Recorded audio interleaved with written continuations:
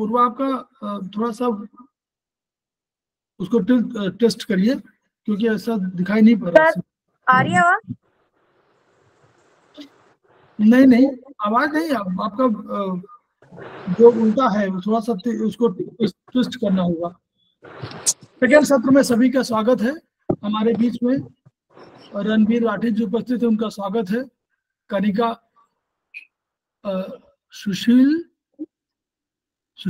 सुशीला उपस्थित है, उनका स्वागत है।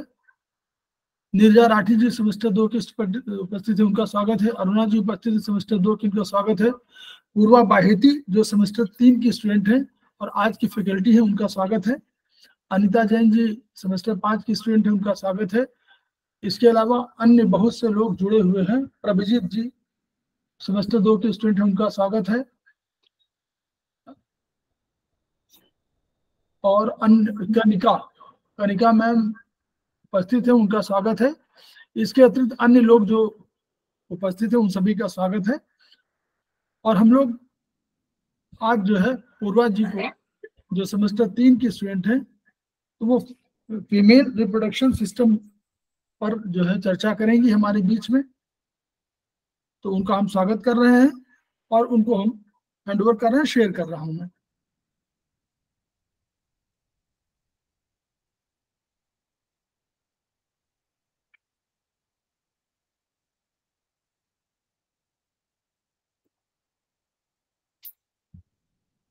मैं जितने स्टार्ट करूं तो आज हमारा टॉपिक है फीमेल रिप्रोडक्टिव ऑर्गन्स। तो फीमेल रिप्रोडक्टिव ऑर्गन, जैसे हमने अभी मेल रिप्रोडक्टिव ऑर्गन्स तो पढ़ ही चुके हैं, तो हमको सबको पता है कि मेल रिप्रोडक्टिव ऑर्गन के स्पर्म और फीमेल रिप्रोडक्टिव ऑर्गन की ओवर के फ्यूजन से बेबी का हमारा रिप्रोडक्शन सिस्टम स्टार्ट होता है। तो अब हम पढ़ते हैं कि जैसे हमने मेल रिप्रोडक्टिव ऑर्गन पढ़ा कि वो वर्क कैसे करता है, आज हम समझेंगे फीमेल रिप्रोडक्टिव ऑर्गन वर्क कैसे करता है। तो फीमेल रिप्रोडक्टिव ऑर्गन्स के पार्ट्स को 3 पार्ट्स में डिवाइड किया गया है: external organs, internal organs, sex organs and associated organs. External sex organs होते हैं लिबिया मेजोरा। पेज नंबर बता दीजिए। पेज नंबर 117 इंग्लिश बुक में और 123 हिंदी बुक में, 123 हिंदी में बुक में और 117 इंग्लिश। स्टार्ट करूं जी। तो labia majora, labia minora and clitoris, ये 3 मेन हमारे एक्सटर्नल सेक्स ऑर्गन्स होते हैं, जिसको मिला के वल्वा बोलते हैं। ये हमारे इस ट्रैक्ट को प्रोटेक्शन देते हैं ताकि इन्फेक्शन वगैरह कम हो पाए। अब होते हैं इंटरनल सेक्स ऑर्गन्स, जिसका 2 होते हैं, 2 parts of a pair of ovary, a pair of Philippine tubes और यूट्रस और बेसिथोनल ग्लैंड। ये सब हमारी इंटरनल सेक्स ऑर्गन्स होते हैं। हम और हमारे जो एसोसिएटेड ऑर्गन्स होते हैं वो होते हैं पेयर ऑफ ब्रेस्ट, जिनको हम मेमोरी ग्लैंड्स भी कभी कभी यूज करके बोलते हैं। अब हम समझेंगे वर्क कैसे करता है। अगर हम स्ट्रक्चरली समझें तो ये जो फिलिपिन ट्यूब्स होती है समवट लाइक दिस होती है। इस जगह पे हमारी ओवरी होती है, इसको वो पकड़ के रखती है, और ये फिलिपिन ट्यूब्स ऐसे बॉडी से एक बॉडी होती है, उसको बोलते हैं यूट्रस, उससे जुड़ी हुई होती है। तो ये एक स्ट्रक्चर है। अब होता क्या है ना, जब एक फीमेल गर्भ में होती है तभी उसकी सॉरी मैम, 1 मिनट, ये पेज नंबर कौन सी बुक का है मैडम? मानव शरीर विज्ञान, मानव शरीर विज्ञान, पेज नंबर 124। ये आपका बीएचबी का पार्ट है। ओहो सॉरी सर, मैं लेके आई हूँ।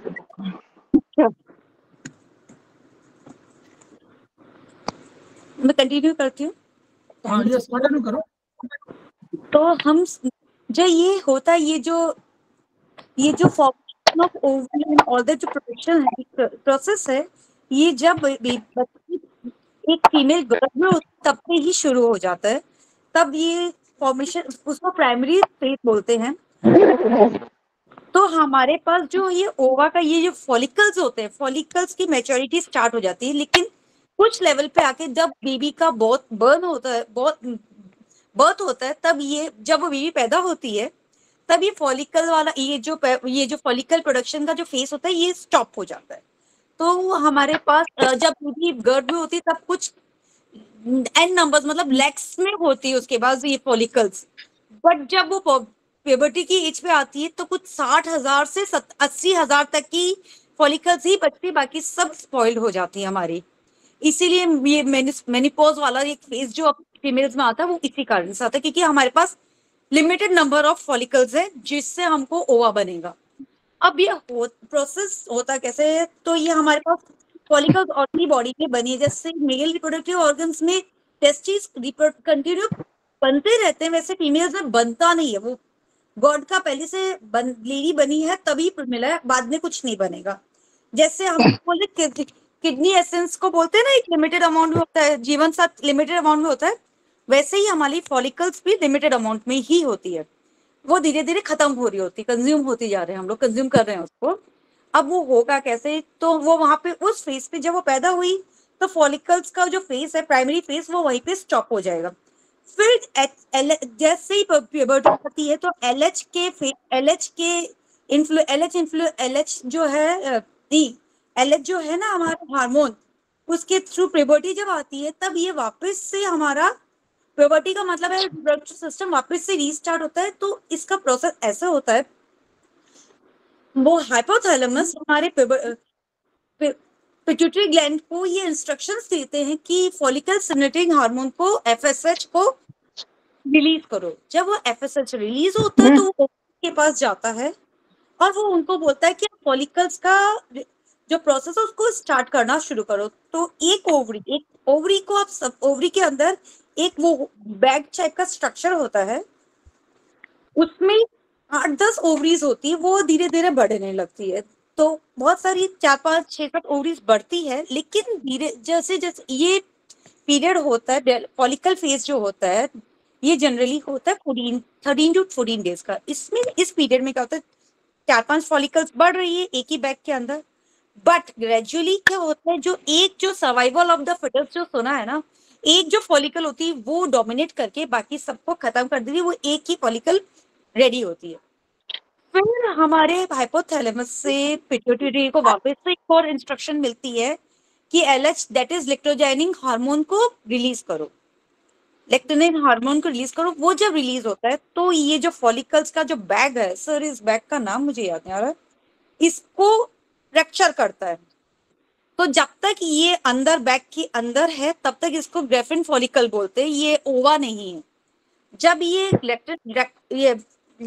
लेक्टोजेनिक हार्मोन इसको रक्चर करेगा तो ये ओवरी से बाहर, उसमें से बाहर निकल के फिर ये ओवरी से बाहर आती है। और जब ये ओवरी के बाहर आती है तो हमारी जो फिलिपिन ट्यूब्स होती है ना, मैंने आपको समझा ना, ऐसे एक स्ट्रक्चर है, इसने ओवरी को पकड़, मतलब ओवरी को पकड़ नहीं रखा लेकिन ओवरी से अबिट अटैच्ड है, और उस पर इधर ही फिंगर लाइक प्रोजेक्शंस होते हैं। ये फिंगर लाइक प्रोजेक्शन से करते हैं, जैसे ही ओवा बाहर निकलता है उसको पकड़ लेता है और वो फिलिपिन ट्यूब के थ्रू उसको अंदर भेज देता है इस जगह पर। यहाँ पे ये ओवा जाके वेट करता है। फिर यूट्रस के थ्रू अगर सपोज करो स्पर्म एंटर किया है और स्पर्म में इतनी एनर्जी, इतनी मोबिलिटी है कि वो फिलिपिन ट्यूब के इस पोर्शन तक पहुंच जाए, एल शेप का होता है, तो वो बीच वाला जो पोर्शन है जहाँ पे कर्व है उस जगह पे अगर वो फिलिपिन ट्यूब के में ओवा स्पर्म पहुंच जाएगा और ये ओवरी वहां रहेगी और इन दोनों में फ्यूजन हुआ तो हमारा जैकपॉट प्रोड्यूस होता है। लेकिन ये जैकपॉट वहां पे 5-10 दिन रहता है एंड वो वहां पे अपने आप को थोड़ा मेच्योर करता है। फिर इसके बाद वो धीरे धीरे आके यहाँ पे यूट्रस में रहता है। अब जब ये फेज यहाँ पे ओवरी में ये फॉलिकल्स का प्रोडक्शन का फेज चल रहा होता है, इस जगह पे यूट्रस में क्या हो रहा होता है ना, ये एक हार्मोन होता है ऑक्सीटोसिन जो हार्मोन होता है, और एक second, estrogen and progesterone, estrogen और प्रोजेस्टेरोन ये दो हार्मोन्स होते हैं।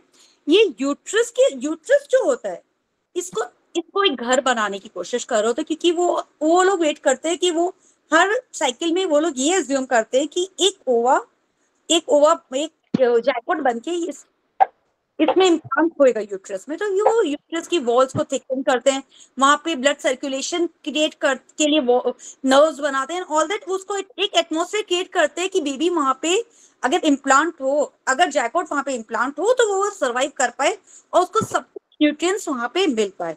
तो ये करते हैं, ये प्रोजेस्टेरॉन और एस्ट्रोजन मिलके करते हैं। अब ये प्रोजेस्टेरॉन और एस्ट्रोजन बनते कैसे? एक तो सिस्टम होता है, इसको ये जो मैंने बताया ना, ये इधर से ओवरी के अंदर से रक्चर करके बैग में से ये निकल जाता है, ओवा निकलता है। तो ये बैग क्या करती है, बैग वेस्ट नहीं होती, ये बैग उसके अंदर ओवरी के अंदर बैठ के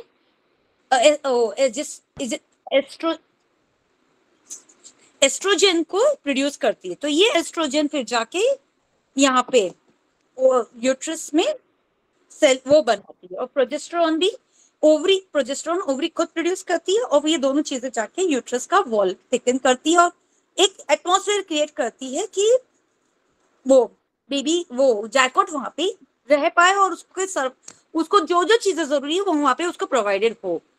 बट अगर सपोज करो इसमें एक चीज और होती है, जैसे जैसे एस्ट्रोजन और प्रोजेस्टेरॉन का लेवल ऊपर बढ़ने लगता है ना, एक लेवल के आगे ये कुछ ये जाके उसको हाइपोथैलेमस उसको बोलता है कि अब हमारा लेवल बढ़ रहा है, ये हम फेस आपको समझाएंगे धीरे धीरे।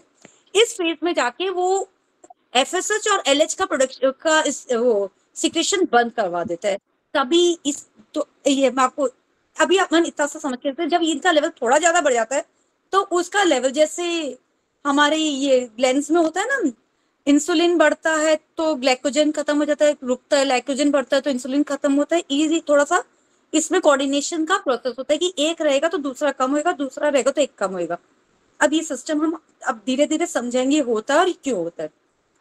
फिर इसके बाद एक ग्रेफिन फॉलिकल होता है, ये सब हो गया।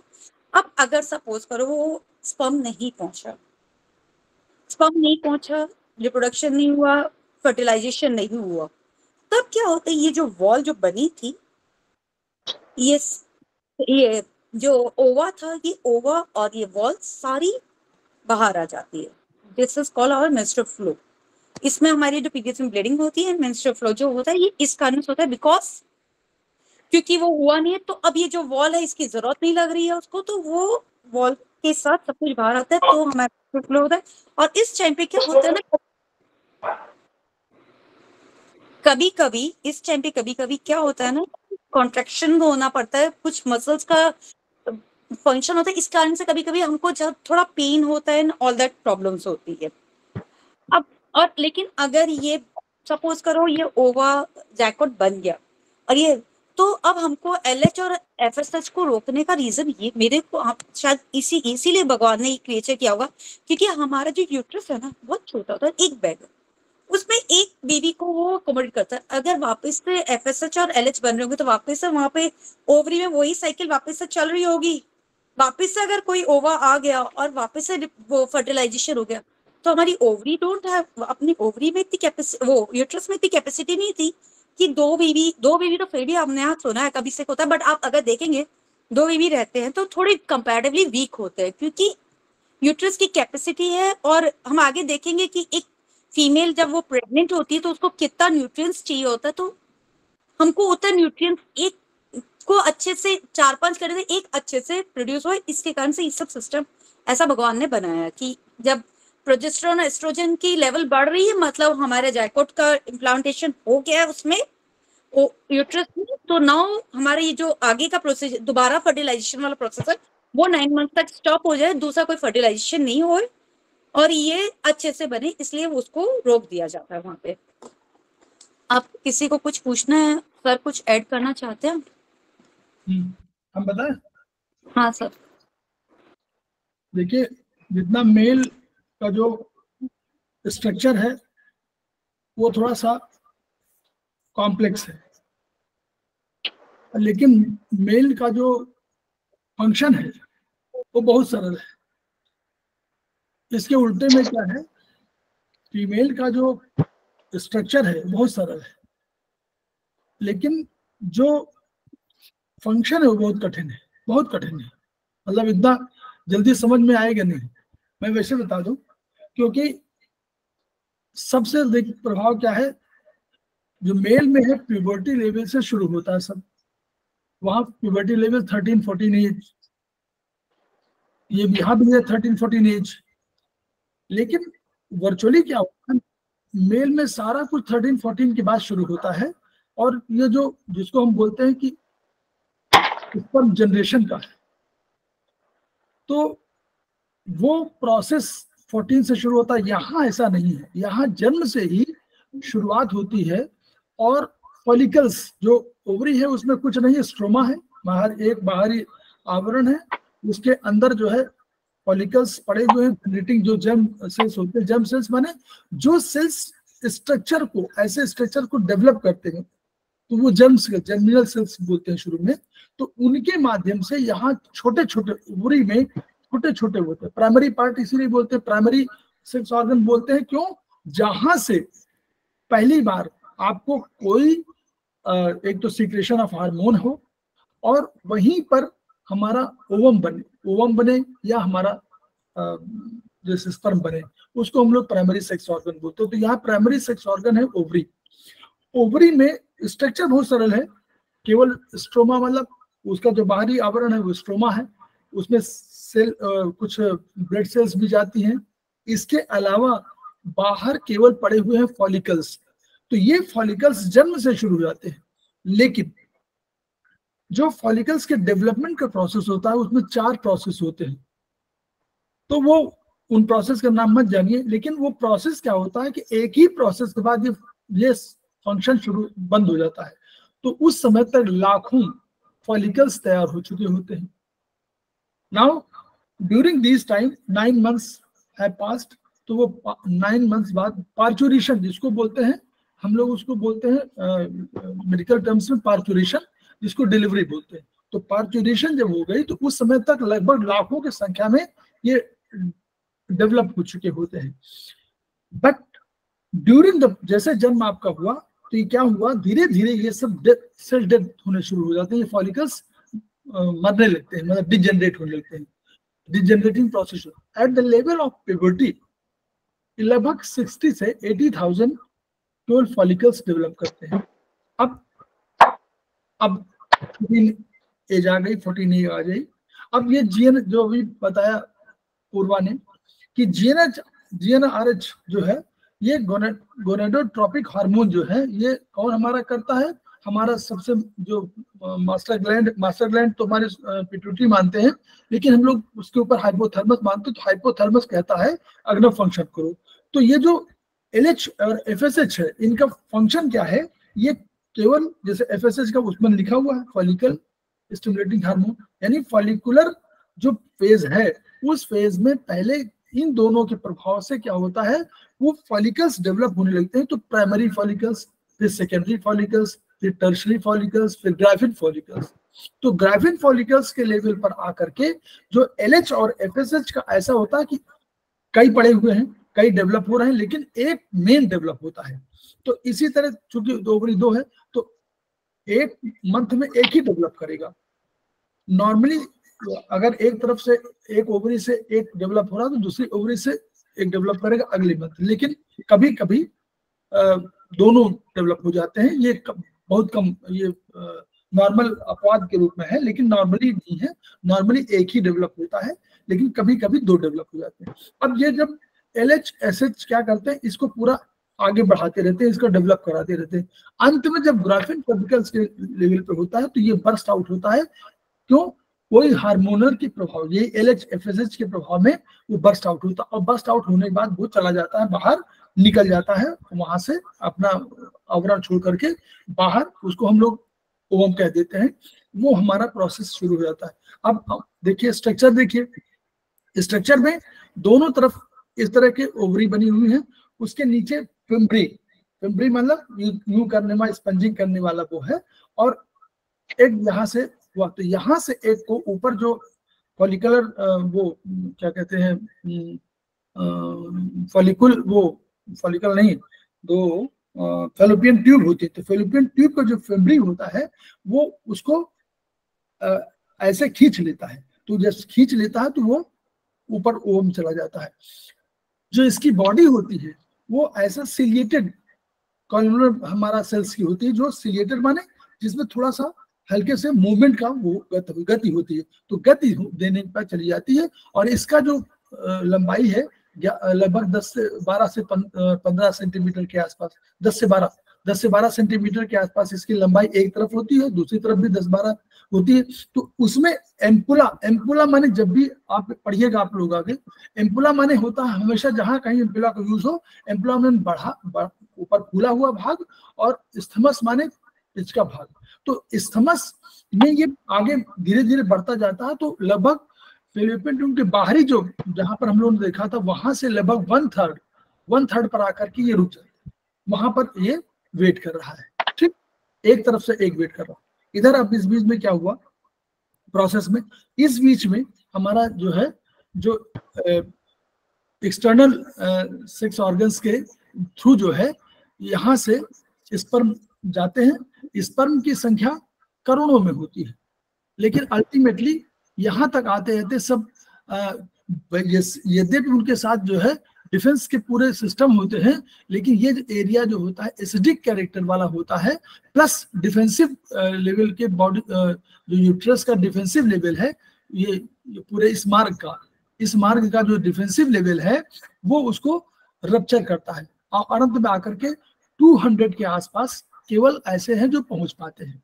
नाउ अब क्या हुआ, जो हम तो सामान्य आपको समझाने के तरीके बता रहे हैं कि हम लोग चिकित्सा में कहीं कहीं यूज हो रहा है ये वाला। अब ये 200 के आसपास जो जाते हैं, तो 200 में कुछ लेफ्ट चले गए, कुछ राइट चले गए, लेकिन उनको नहीं मालूम है कि ओवा किधर है। तो हो सकता है लेफ्ट में ओवा हो तो 100 अगर इधर चले गए तो 100 तो बेकार हो गया। अब ये 100 में जाते हैं, तो इसमें इस प्रोसेस में ऐसा होता है कि पूरे इसमें उनकी डिफेंस वो होती है, मेमोरी होती है, और मेमोरी में बाहर उनको सैनिक बैठा दी जाते हैं, बताते हैं कि मेल स्पर्म का आकृति ऐसी है, तो उसमें उन्हीं को केवल परमिशन होती है। अब उसमें जो पहली बार परमिशन पाता है, बुचरिंग के बाद जो पहुंचता है उसको एक को किसी परमिशन हुए, तो जब जैसे ही वो न्यूक्लियस उसका अंदर जाता है, वैसे ही न्यूक्लियस जो है उसको अल्टीमेटली, जैसे न्यूक्लियस अंदर गया तो डिफेंस जो मैकेनिज्म है वो उन सैनिकों को, या हम लोग सामान्य भाषा में बात करें, उन सैनिकों का जो सिस्टम है वो चेंज कर देता है। जैसे हम लोग कंप्यूटर में ये करते हैं कि अब कोई एक्सेप्ट ही नहीं होगा, उसके बाद वो एक्सेप्टेंस खत्म हो जाता है। नाउ न्यूक्लियस चला गया, अब न्यूक्लियस का फ्यूजन, दोनों का जब फ्यूजन हो जाता है तो हम उसको बोलते हैं a new term, we give them zygote, उसको जाइगोट बोलते हैं। यहाँ जाइगोट का डेवलपमेंट हो गया। जाइगोट इज वन सेल का स्ट्रक्चर है। जाइगोट के बाद लगभग 5 डेज में जाकर के ये 16 सेल के मरुला के रूप में जाकर के, और तब इस जाकर के इस यूट्रस में जाकर चिपकता है। इस चिपकने को ही हम लोग बोलते हैं कि कंसीव, और इसको हम लोग टेक्निकल भाषा में बोलते हैं इम्प्लांटेशन, और वहां बोलते हैं कंसीविंग।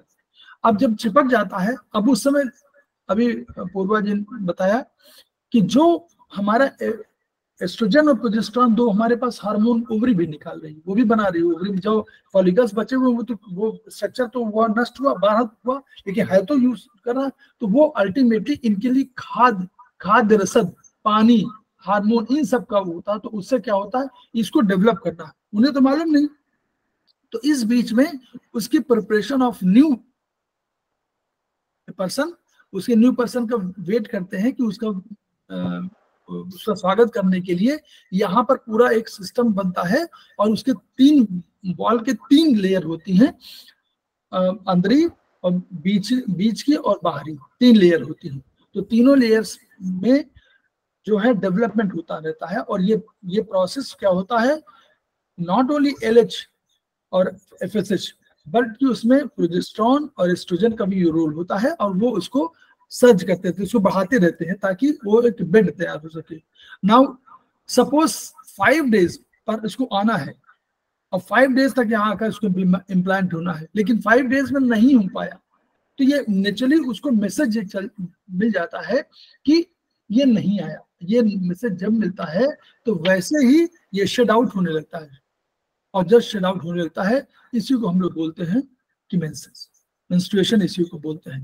तो ये this is the normal process. बहुत कॉम्प्लेक्स प्रोसेस है, वो समझना बहुत कठिन है, मतलब बता रहा हूँ कि बहुत कॉम्प्लेक्स है। इस तरह स्ट्रक्चर में बनना कैसे है, फिर क्या होता है, फिर अंदर क्या होता है। अब दो स्थिति होती है, कभी कभी हम लोग मानते हैं कि अब इस सेल में, एक ही सेल में एक स्पर्म का जो इन्फ्यूजन हो, मतलब वो फ्यूजन हो, और फ्यूजन होने के बाद बीच के मोरोला स्टेज में ही ये ब्रेक होकर के दो भागों में बट जाए, ब्रेक हो जाता है, तो वो कहता है, वो कहते हैं हम लोग कि वो सिंगल जाइगोटिक ट्विंस है। मान लीजिए दो हुए तो सिंगल जाइगोटिक ट्विंस है। अगर एक हुआ, एक इस ओवरी के इस पार्ट से मान लीजिए हुआ और स्पर्म एक गया, लेकिन यहीं पर मोरोला 16 सेल के स्टेज के पहले ही कहीं ब्रेक सर्ज कर गया और उसने दो बना दिया, तो यहीं पर सिंगल जाइगोट से, जाइगोट तो एक ही था, एक सिंगल जाइगोट के दो ट्विंस डेवलप होंगे, और वो ट्विंस होंगे हमेशा एक ही सेक्स के। अगर मेल है तो दोनों मेल होंगे, एक ऐसा नहीं हो सकता है कि मेल और फीमेल हो, क्योंकि स्पर्म तो एक ही है, या तो जो उसके पास है एक्स वाई जो भी गया है, तो एक्स वाई, अगर एक्स एक्स है तो एक्स एक्स होगा, एक्स वाई होगा तो एक्स वाई होगा। तो यहाँ सिंगल जाइगोटिक ट्विंस कहलाते हैं, ये एक ही वो होंगे। और ये जरूर है कि होता क्या है कि जब एक बड़ा, जो अभी पूर्वा ने इस बात को इशारा किया, आप लोग समझ नहीं पाए थोड़ा, या समझ गया हो शायद, कि उसने कहा कि एक वीक होता है। कारण वही है कि एक के साथ अगर वो बर्स्ट आउट हुआ और अनइवन बर्स्ट आउट हुआ, यानी एक के साथ 4 और एक के साथ 3 मान लीजिए, आगे एग्जाम्पल दे रहा हूं, तो नेचुरली 3 वालों को कम मिल रहा है एनर्जी ना कहीं से, तो वो थोड़ा सा वीक हो जाता है कभी कभी। तो इस ये स्थिति नॉर्मली देखने को मिलती है, हालांकि ऐसा संभव है कि दोनों वीक ना हो। अब दूसरी सिचुएशन क्या है, कभी कभी अपवाद स्वरूप दोनों पार्ट से, इधर से भी दोनों से ओवा निकल गया। अब जो यहाँ इस रूट से जो स्पर्म जा रहे हैं उसने दोनों को फर्टिलाइज किया, यानी दोनों को फ्यूज किया। अब दोनों को फ्यूज करने के साथ ये इसको बोलते हैं डबल जाइगोटिक। दो जाइगोट बने ना, तो दो जाइगोट बने, तो उन डबल जाइगोटिक से हमेशा हम बनेगा, उसमें दोनों दोनों मेल हो सकते हैं, या एक मेल और एक फीमेल हो सकते हैं। तो ये वहां पर, क्योंकि वहां तो मालूम नहीं, वहां तो दूसरे में क्या हो सकता है, दूसरे में एक्स एक्स चला गया हो और यहाँ एक्स वाई से कॉम्बिनेशन हुआ हो, तो इसलिए दोनों डिफरेंट हो सकते हैं। यहाँ दोनों स्ट्रांग हो सकते हैं, क्योंकि यहाँ पर तो इससे कोई मतलब नहीं है जो सेल गया था वो कितना स्ट्रांग है, वो जो स्पर्म गया था वो कितना स्ट्रांग है, और जो ओवा में वो कितना स्ट्रांग है, इस पर डिपेंड करेगा। वहां मारूला की कोई बात नहीं, वहां एक सेल डिवाइड नहीं हुआ है, वहां एक सेल 4 सेल बने हुए, तो उनमें 3 और 4 का रेशियो नहीं हुआ है। वहां दोनों स्ट्रांग भी हो सकते हैं, दोनों वीक हो सकते हैं, अकॉर्डिंग टू अपनी अपनी चॉइस, जैसे जैसे उसका फ्यूजन हुआ है। तो यहाँ पर डिफरेंट, लेकिन यहाँ पर दोनों एक हो सकते हैं और दोनों अलग अलग हो सकते हैं। सिंगल जाइगोटिक में दोनों एक ही होंगे, चाहे वो फीमेल चाइल्ड हो चाहे वो मेल चाइल्ड हो। ये जो प्रोसेस है इसको इस तरह है। तो पूर्वा, नेक्स्ट आगे तुम जो बताना चाहती हो बताओ। हम तो थोड़ा जनरलाइज, मैं बहुत अधिक उसमें नहीं हूँ, जनरलाइज मैंने बता दिया, आपने जो मैंने बताया उसको एलिब्रेट कर दिया। अब let's start that again also. So हमने तीनों साइकिल समझ लिए। इस साइकिल में किसी को कोई प्रॉब्लम है, follicle phase, secondary phase and menstrual phase में किसी को कोई प्रॉब्लम है तो यू कैन आस्क, नहीं तो आगे चले। तो अब इसमें एक चीज हमारी बुक में लिखी हुई है कि अगर किसी लेडी का LH हार्मोन नहीं हो रहा होता है तो उसको मेंस्ट्रुअल साइकिल तो प्रोड्यूस होती है, बट वो फर्टिलाइज नहीं कर पाती, that is she can't get pregnant और she can't produce a baby. उसका रीजन ये है कि LH इज द हार्मोन, जो मैंने आपको समझाया था ना कि ओवा के लिए फॉलिकल फेज में जब वो बैग होता है उसको रक्चर करने के लिए हमको LH हार्मोन चाहिए। अगर LH हार्मोन है ही नहीं तो वो उसको रक्चर ही नहीं करेगा। अगर वो उसको रक्चर ही नहीं करेगा तो ओवा कैसे बाहर निकलेगा, और ओवा बाहर ही नहीं निकलेगा तो फर्टिलाइजेशन नहीं हो सकता। इसलिए लेकिन वो जो बैग है जिसमें ओवा प्रोड्यूस हुआ है, जो फॉलिकल्स प्रोड्यूस हुए हैं, वो क्या करता है ना, उसको बोलते हैं, उसका एक नाम होता है, उसको बोलते हैं कॉर्पस लेक्टम। वो क्या करता है, वो प्रोजेस्टेरॉन और इसको एस्ट्रोजन और प्रोजेस्टेरॉन को प्रोड्यूस कर रहा होता है। अब ये एस्ट्रोजन और प्रोजेस्टेरॉन इनको तो पता नहीं कि एलएच प्रोड्यूस नहीं हो रहा है। तो एक सेकेंड होल्ड रखिएगा प्लीज, मेरा बेटा आ गया शायद।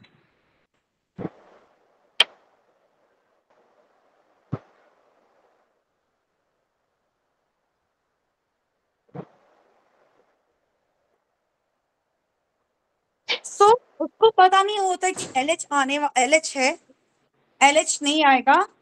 तो वो क्या करते, वो तो यूट्रस में उसका वो यूट्रस की वॉल को थिकन करते रहते हैं, और वो जो यूट्रस वाला जो प्रोसेस है वो चलता रहता है। वॉल थिक होती है, वो वेट करते हैं कि जैकॉट आएगा, वहां पे रहेगा, बट एज वहां पे ओवा आया ही नहीं है तो जैकॉट आ ही नहीं सकता, तो वो नहीं होता है। बट इसलिए उसमें मेंस्ट्रुअल साइकिल होती है, बट रिप्रोडक्शन नहीं हो पाता, तो वो लेडी अनफर्टाइल रह जाती है। अब इसमें कुछ टर्म्स आई थे अपने, वो हम उनके बारे में समझ लेते हैं। मोनार्की करके एक टर्म होती है, monarchy is the term, is the time, जैसे मैंने बताया था ना, ग्रोथ हार्मोन जीएच के इन्फ्लुएंस में प्यूबर्टी आती है, ये हमने सबने पढ़ा था हार्मोनल वाले में। तो जब जीएच के इन्फ्लुएंस में प्यूबर्टी आती है और जो फर्स्ट मेंस्ट्रुअल साइकिल आती है एक लेडी को, उसको मेनार्की बोलते हैं। And from that day she can start producing a baby और जैकॉट, और उस दिन से वो जैकॉट प्रोड्यूस कर सकती है और उसकी फर्टिलिटी स्टार्ट हो जाती है। तो it's a puberty, it's a sign कि उस लेडी में पूरी प्यूबर्टी आ चुकी है। Second is the menopause. Menopause का रीजन जो हमने अभी तक समझा था कि, और जो सर ने समझा, मैंने स्टार्टिंग में बताया था कि ओनली 60,000 बचते at the time of puberty. तो 60,000 में भी क्या होता है ना, जब वो फॉलिकल फेस होता है उसमें भी एक फॉलिकल प्रोड्यूस नहीं हो रहा था, 3-4 फॉलिकल डेवलप हो रहे होते हैं, बट विद इन 14 डेज 3-4 में से 2-3 वेस्ट हो जाते हैं। ओनली एक जो होता है फॉलिकल, वो जो सबसे स्ट्रांग होता है, वो सबको सुपरसीड करके खुद एक बन जाता है। तो मतलब हमारे 4-5 फॉलिकल्स उस हर एक फेज में वेस्ट हुए। तो धीरे धीरे हमारे हर महीने इतने फॉलिकल्स वेस्ट होते रहते हैं। तो अल्टीमेटली आफ्टर द 40-45 एज की हमारे सारे फॉलिकल्स स्पॉइल्ड हो चुके होते हैं, इसलिए हमारा मेनोपॉज आ जाता है कि अब we don't have follicles to produce the ova, that is menopause. अब तीसरा है dysmenorrhea. Dysmenorrhea is the pen.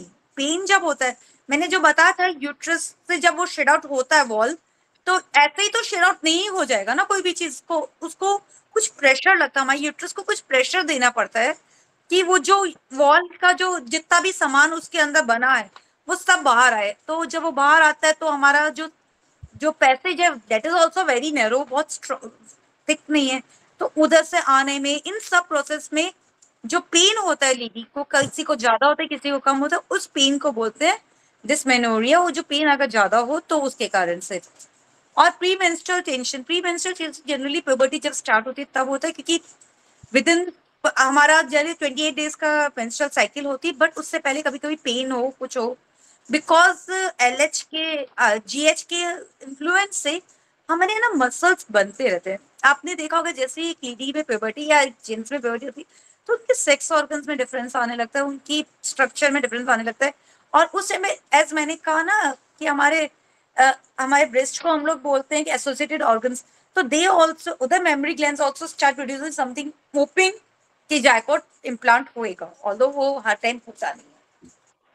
अब मेंस्ट्रुअल, अब इससे रिलेटेड कुछ डिसीजेस हैं, let's discuss that also. Menstrual abnormalities is menorrhagia, is heavy bleeding due to the अगर कभी क्या होता है डिले हो जाता है क्योंकि हार्मोन्स है, एफएसएच लेट से इन्फ्लुएंस हुआ, तो उसको हमारे यहाँ पीरियड का वो बॉल तो थिकन ज्यादा हो गई ना, क्योंकि एफएसएच लेट इन्फ्लुएंस हुआ तो फॉलिकल्स लेट बन रहे, सारा प्रोसेस लेट हो रहा है। लेकिन वॉल की ये दो अलग अलग है, वहां पे ओवरी में फॉलिकल्स प्रोड्यूस हो रहे हैं, यहाँ पे वॉल थिकन अलग हो रही है।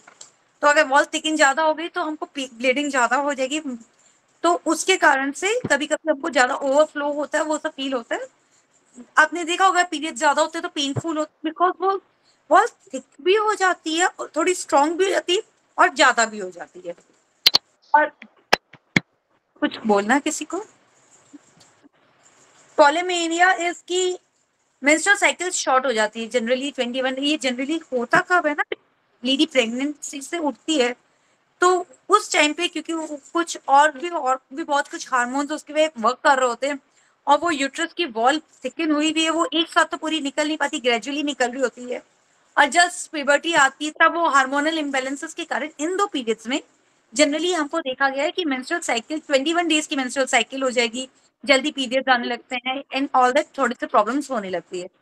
मेट्रोरेजिया इज लो ब्लीडिंग होना, ये थोड़ी ये ज्यादा हो फिर भी कोई प्रॉब्लम नहीं, कभी थोड़ी वीकनेस आती है and we can manage. Metrorrhagia जो होती है ना, उसमें थोड़ा सा कंसर्न होने की बात होती है।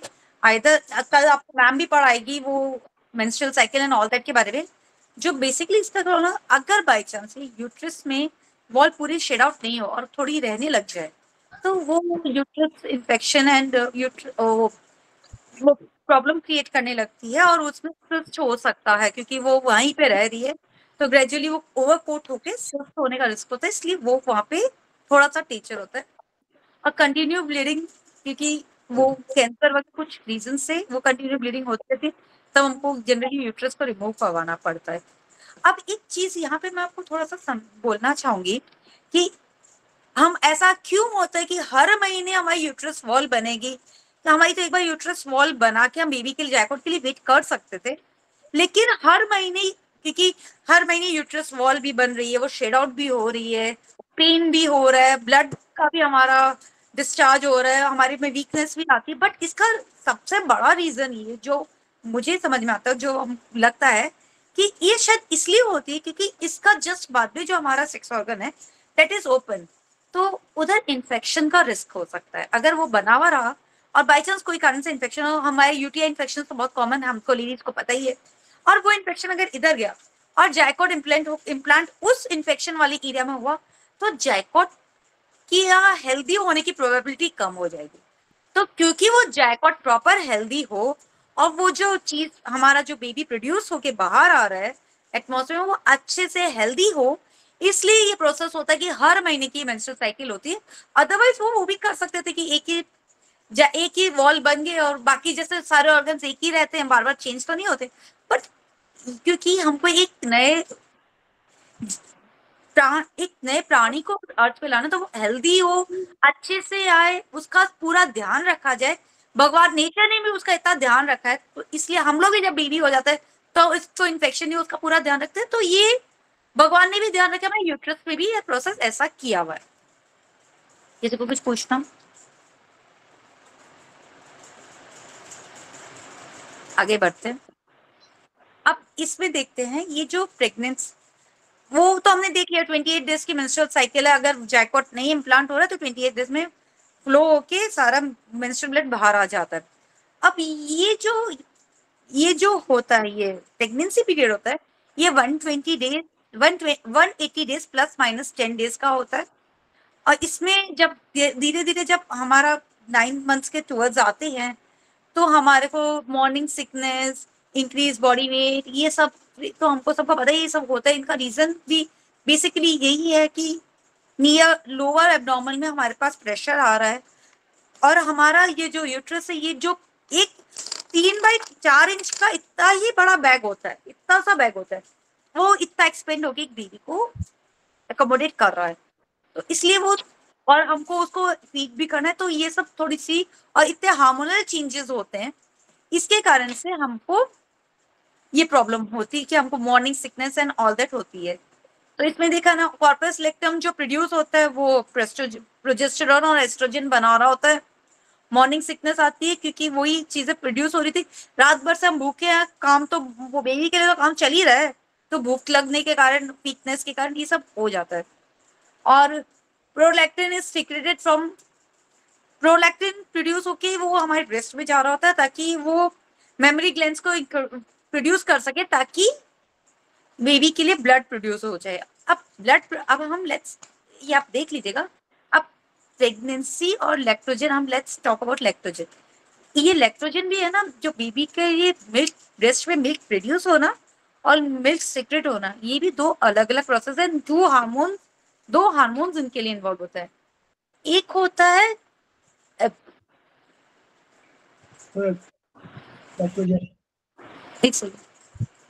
एक तो ये एस्ट्रोजन जो होता है ये मिल्क को सिक्रेशन में हेल्प करता है, सिक्रेशन ऑफ मिल्क। और वो जो मेमोरी ग्लैंड से जो प्रोजेस्टेरोन वगैरह, ऑक्सीटोसिन जो होता है, ये हमने उसमें हार्मोन में पढ़ा था। कोई भी अपने ऑर्गन्स को कॉन्ट्रैक्ट करने और रिलैक्स करने में हमारा ऑक्सीटोसिन का वर्क होता है।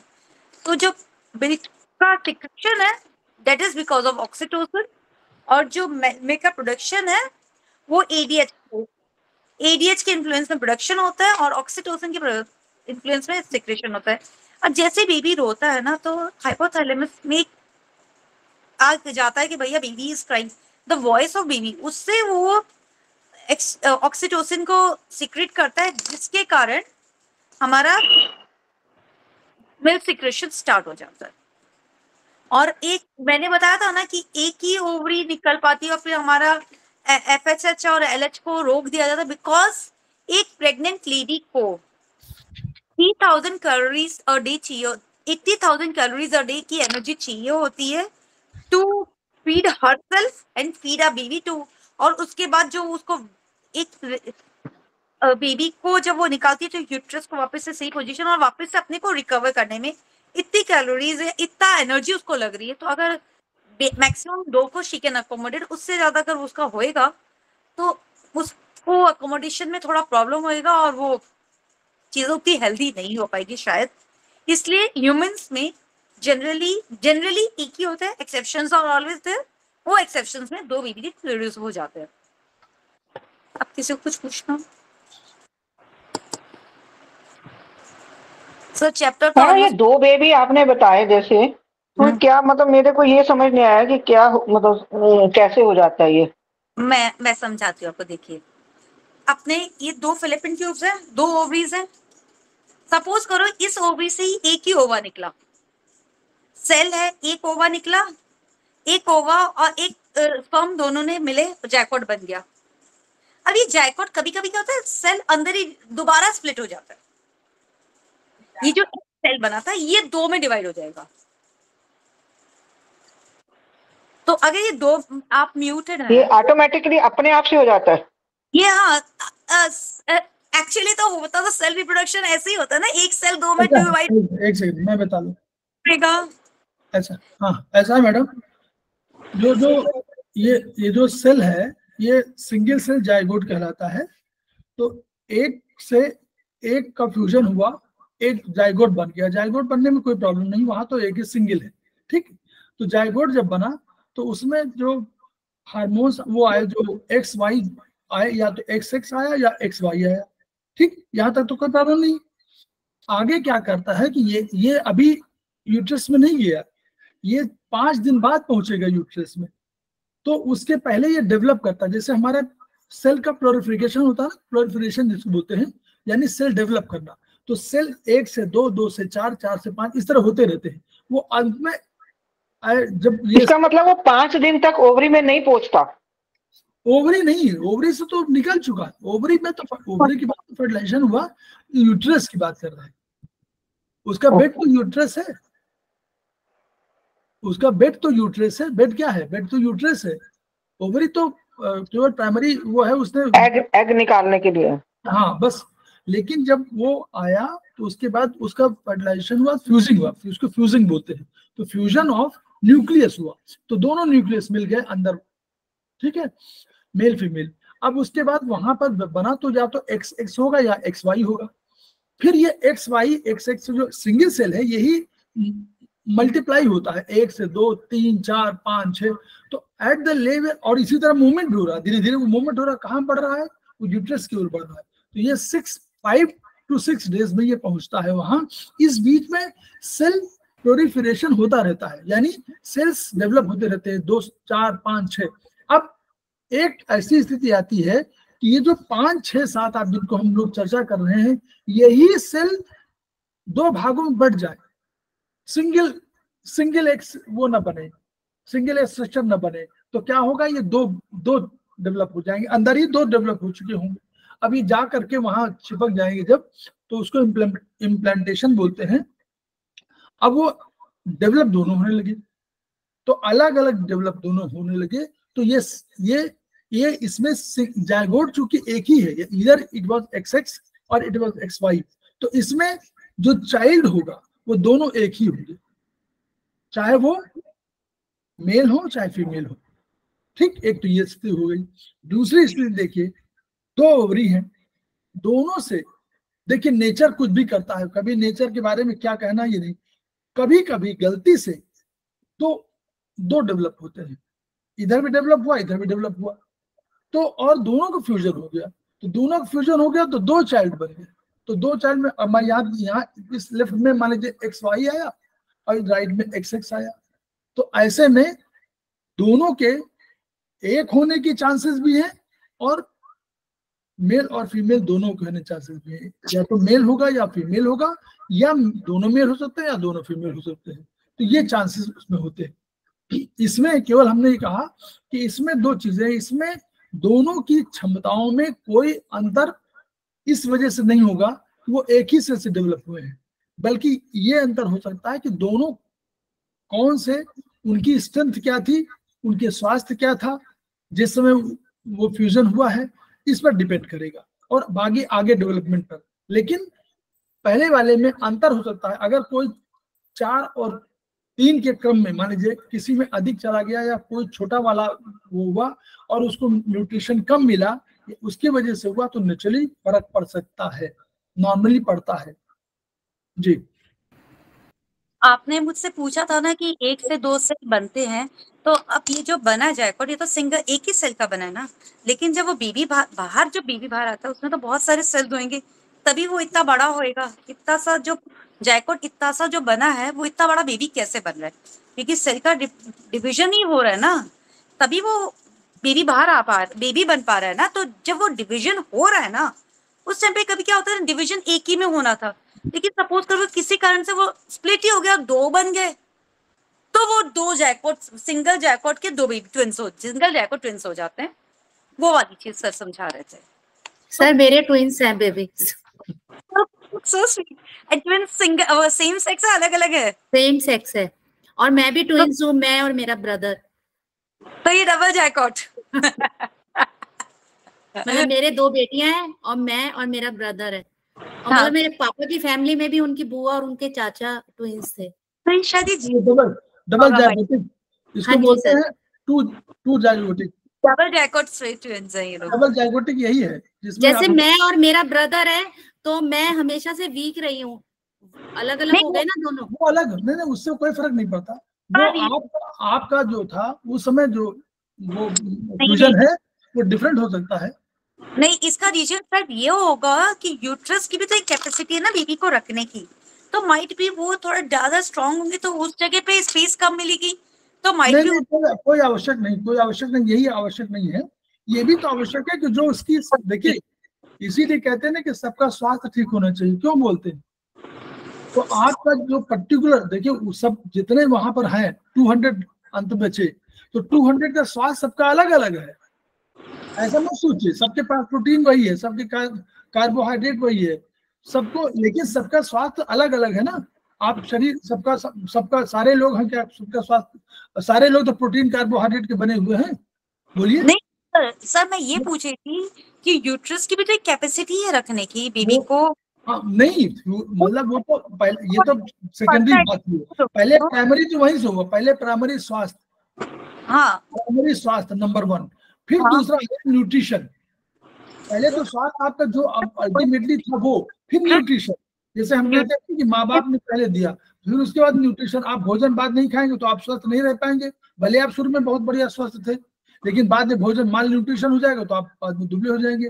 तो माल न्यूट्रिशन जो है यूट्रस के बाद सेकेंडरी स्थिति है। पहली स्थिति तो वही है कि आपको जन्म से, जैसे किडनी सेंस है, जितना किडनी सेंस किसी को बहुत बढ़िया मिली, किसी को कम मिली, तो फिर आगे आपका डेवलपमेंट है, स्प्लीन की कैटेगरी आई तो स्प्लीन ने आपको कंट्रीब्यूट किया, फिर आपका हार्ट ने कंट्रीब्यूट किया, उसमें लंग्स ने कंट्रीब्यूट किया, ये सब कंट्रीब्यूशन है ना। तो वैसे सोचे तो जो किडनी वाला है, जो किडनी वाला जो पहले हम लोग बता रहे हैं, वो that is at the time of fusion, वो उसका स्वास्थ्य। नंबर 2 आपका आया इस पर कि आपको जो पूर्वा ने बताया कि वर्चुअली वहां आने के बाद वहां भी तो न्यूट्रिशन की प्रॉब्लम है, न्यूट्रिशनल किसको अधिक मिला, किसने अधिक एक्सेप्ट कर लिया, तो आप समझिए। और बाद में तो जैसे ही समझिए at the age of 3 months वैसे ही उसको सब मालूम पड़ने लगता है, वो अधिक न्यूट्रिशन ले सकता है, उसको सब मालूम हो जाता है। आप लोग जो बात करते हैं वो सब सुनाई पड़ता है उसको, ऐसा मत सोचिए। उसको मालूम हो गया था, 5-6 महीने में तो मालूम हो गया था इनको, अर्जुन के पुत्र को। मन्यु को तो गर्भ में मालूम चल गया था। अभिमन्यु को हाँ, गर्भ में मालूम चल गया था। हाँ वही तो, वो मालूम चल with in span of 4 months, after 4 months आप पढ़िएगा वो तो। कभी आपके आगे जब पढ़ेंगे आप लोग, मतलब सेमेस्टर आगे करेंगे तो आपको सब पढ़ाया जाएगा, ऐसा मत सोचिए। सब बिना पढ़ाए हुए गति नहीं है, सब आपको जानना पड़ेगा सारा डेवलपमेंट। और तब आपको आश्चर्यचकित रह जाए, जो चीजें आप लोग नहीं जान रहे हैं वो चीजें आपको समझ में आ रही किताबें पढ़ने से, इसलिए बोल रहे हैं। ठीक है, चलिए। तो अब हाँ पूर्वा, आगे तुम्हारा जो भी रह गया कि सर? नहीं, मेरा हो गया, आपने कहा था टाइम। नहीं ठीक, दैट्स ओके। तो हम लोग यहीं पर खत्म करते हैं उसको। किसी को कुछ और पूछना है तो पूछ सकते हैं, we have time for 5 minutes। किसी को कुछ पूछना है तो we can conclude it now. तो हम लोग जो ये जानकारी कर रहे हैं उसको हम लोग पूर्वा को धन्यवाद दें कि पूर्वा ने इसके पहले भी 2-3 लेक्चर जो दिए हैं, 2-3 हम लोग को समझाया है, आप लोग उसको भी देख सकते हैं, वो भी रिकॉर्डिंग में ऑलरेडी मौजूद है। पहले वाले उसमें आप BHP में जाएंगे, सेमेस्टर 2 में जाएंगे तो वो कहीं ना कहीं मिल जाएगा, और 2 रिकॉर्डिंग जरूर होंगी उसमें। तो हम लोग इनका प्रयोग कैसे करें, जहां कहीं अब ये हम लोग समझ में आ गया, उन्होंने कहा कि आपको ये चीज कमी है, तो उस हार्मोन पर हम लोगों को उंगलियां मालूम है आयुर्वेद में, हम लोगों को चाइनीज में मालूम है कि कहाँ हमारा यूबिटेन है, कहाँ हमारा वो सारी चीजें हमको मालूम है। तो हम उन पॉइंट्स पर अपने को अगर हम यूज करेंगे अपने पॉइंट्स को, तो शायद हम उससे क्या होगा समझ में हमको आने लगेगा कि हमको ये करना है। तो हम उन पॉइंट्स पर देखिए बहुत हार्मोनल बहुत से डिपेंड करता है, और पिट्यूटरी हमारी बहुत मास्टर ग्लैंड है, समझ लीजिए। उसमें हाइपोथैलेमस हम लोग आयुर्वेद में यहाँ रखा हुआ है, लेफ्ट थंब अपर जॉइंट यहाँ पर, और पिट्यूटरी हम लोगों ने रखा है फिंगर नंबर 7 में, मिडिल जॉइंट में। तो हम लोग पिट्यूटरी को और उस पर बहुत ध्यान दें, क्योंकि पिट्यूटरी देखा आपने कि सारे जो है हार्मोनल सेक्रेशन वहीं से हो रहे हैं, तो इन पर हम लोग ध्यान दें, और हम लोग इसको इन वीडियो को प्रचारित भी करें, इन वीडियो को प्रसारित भी करें, इन वीडियो को शेयर भी करें। इससे क्या होगा कि हमको जो हमारे साथी जो कहीं और है, मान लीजिए कम जान रहे हैं या जानने का प्रयास कर रहे हैं, उनको अवसर नहीं मिल रहे हैं, उनको भी जानकारी मिल सके। तो इन सब माध्यम से हम इस विधा को प्रचार करेंगे, और इस BHP के पढ़ने से हमको फायदा ये है कि हम बहुत चीजें जो मॉडर्न साइंस है, हमको सहयोग सबसे लेना है। हमने उन साइंस की अपनी लिया और अपने शब्दों में ट्रांसलेट कर लिया, और अपने शब्दों में ट्रांसलेट करके आयुर्वेदिक में और चाहे चाइनीज में हम लोगों ने ट्रांसलेट किया। ट्रांसलेट करने के बाद हम लोगों ने आगे अपना डेवलप किया। तो हमें अपना ट्रीटमेंट बनाने के लिए, अपना प्रोटोकॉल बनाने के लिए इनकी सहायता लेनी पड़ती है। तो हम लोग इस तरह करके तो हम इसको प्रचार करेंगे, सो दैट कि हम लोग अपने जो खेमका सर का या वहाँ का सपना है कि each one reach one, each one reach one, इसको हम लोग साकार कर सके और अपनी विधा को प्रमोट कर सके। तो इन्हीं शब्दों के साथ हम लोग पूर्वा को दोबारा धन्यवाद देते हैं, और हम लोग आज कल से हम लोग जो है